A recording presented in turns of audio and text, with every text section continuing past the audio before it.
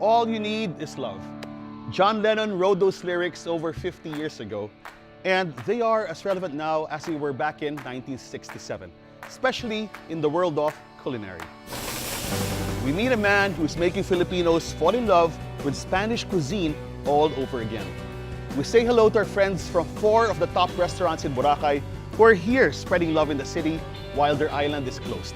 And finally, we look back at the life and legacy of a Filipino chef who helped make Nobu the global phenomenon it now is. That is Chef Ricky Estrellado, a legacy of passion, dedication, and yes, love. This is Let's Eat. Kampay din. Chef.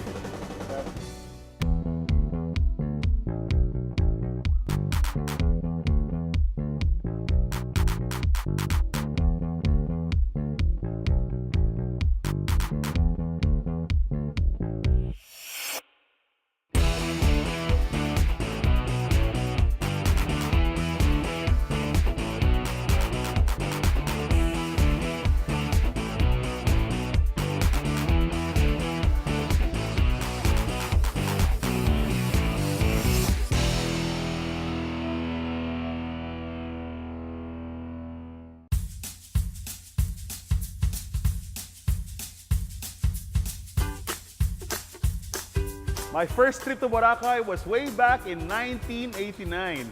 And back then, there was no electricity on the island. So there were no lights, there was no loud music, there wasn't even any ice. But there was food. There was lots of good food, and they were all from holes in the wall. Flash forward 30 years later, and the best of curd Boracay is here at Century City, and it's at a hole in the wall. Welcome to Century City, and welcome to the best of Boracay.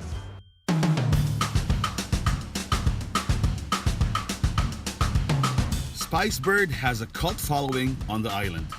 It not only has one of the best piri-piri chickens in the land, it also has one of the coolest signages. Everyone needs a picture with that iconic signage. For Spicebird, the real secret is the sauce. Spicy, but not too hot, and amazingly flavorful. On the chicken, on the liempo, and yes, on the chicken skin. Now, the true test of a restaurant is how good is the food? How good is the chicken? How good is the pork belly? Or how good is their piri-piri or peri-peri sauce? Now, it's an African sauce. It's deeply tasty, it's tangy, it's creamy, and here at Spicebird we have 4 kinds. Original, garlic and lime, curry, and I think this is the ultra special extra hot sauce. So how good is it? I'll tell you. First up, we'll use it as a dipping sauce for this piri-piri crispy chicken skin. It's good. It's really good. And you will not be able to resist taking not just a shy dip. It's a dip that will almost drown your chicken skin, but it's all good. The balance is all there. Number 2, this is their number 2 bestseller. A wonderfully grilled piece of wonderful, beautiful, layered pork belly. I was asking for a steak knife. Turns out I don't need a steak knife. It's tender on its own. It's like a hot knife through butter, as they say. Dip it. Again, dip it generously. Don't be shy. Just take a large chunk of it. All fits. All that's missing right now is the sand between my toes. Perhaps the most famous dish in Boracay right now. Spicebird's peri-peri chicken. Try it out. Question is, how good will this be here in Makati, here at Hole in the Wall, here in Century City? Is this chicken only good because you love it, because you're at the beach, or does it travel well, and does it stand up to the rigors of city life?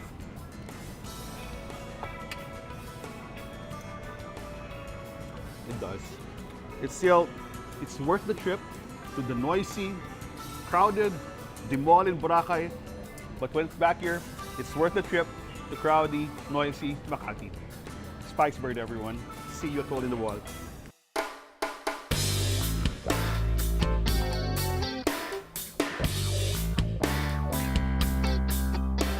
Fat rice is my numero uno, my primus inter pares.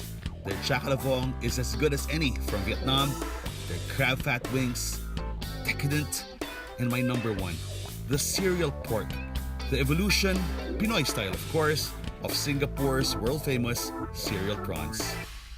I'm really happy that even for a temporary time, the best of Boracay is here in Manila, popping up all over, especially here at Hole in the Wall. And one of my favorites is fat rice. And fat rice is known for Pan-Asian cuisine. And this is one of them. These are your crab fat chicken wings, and they are indeed very fatty and indeed very crabby. You need rice for this. But I have to say, my second favorite would be this. It's a traditional Vietnamese dish called the chakalawong. And what you have here is catfish fried, covered with a lot of fresh dill. And then you're supposed to dip it here in fresh noodles. These are rice noodles, similar to sotanghon. Get a bit of the catfish, a lot of the dill, some peanut sauce. So you can just imagine all sorts of playful things happening in your mouth when you have this. So you've got the crispiness of the catfish, you've got the freshness of the dill, and you've got the carbohydrates from the noodles.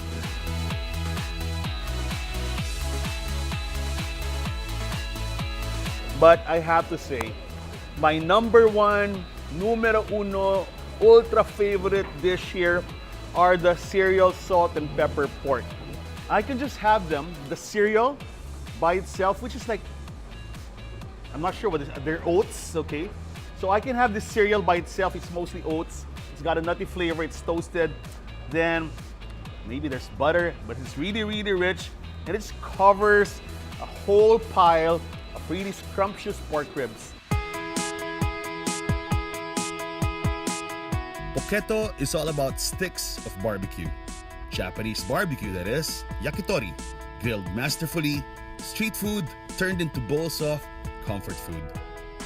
I really hope that even when Boracay reopens, some of these concepts can stay on in Manila. They're really good, and they deserve to stay here, and they can compete with the best of the best that this big bad city has to offer. And their specialty is all sorts of yakitori, the whole shebang. You've got chicken wings, chicken thighs, but my favorite is this, pork neck yakitori.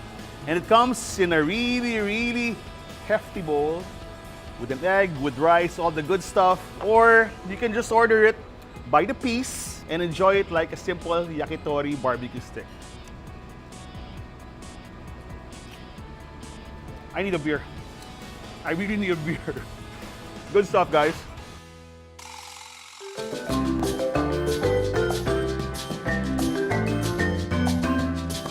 Always fresh, always refreshing. Light and delicate, pure coconut ice cream, perfect like a sorbet, as a palate cleanser, even better as dessert. Facundo. I don't sure if you do that in Boracay. I'm just kidding. Joke lang ho yun. Okay. This is Miss Coco Mama. Okay. And for dessert, it's a very Boracay dessert. It's a freshly made coconut ice cream. They make it right here. They top it with mangoes and all the good stuff, and they serve it on the half coconut shell. It's beautiful. Until Boracay reopens, and I'm praying to God that my beloved Boracay does reopen as beautiful as it was, and hopefully even better.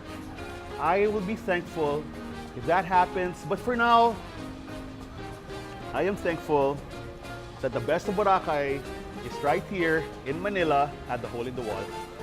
Let's see.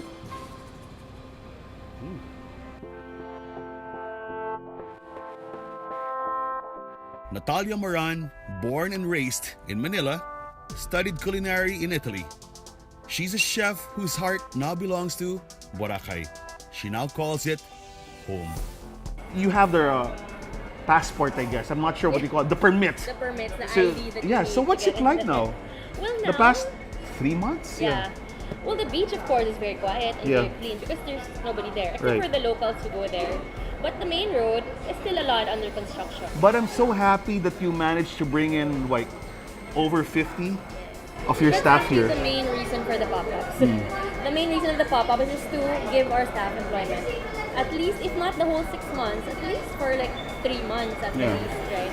I mean, it's better than none. And The hardest part was to tell them that in a few days, you have no more job. These people, Towards your people. they're the backbone of the restaurant. I mean, we wouldn't be here if not for them. And they're really good. I mean, they're really good. So, we want to also help them. My dream is, Natalia, Chef Nat, is this, like Boracay should go back to what it is. A simple place with a stunning beach, an unforgettable sunset, pristine waters, and some of the best, most hospitable, warmest people around.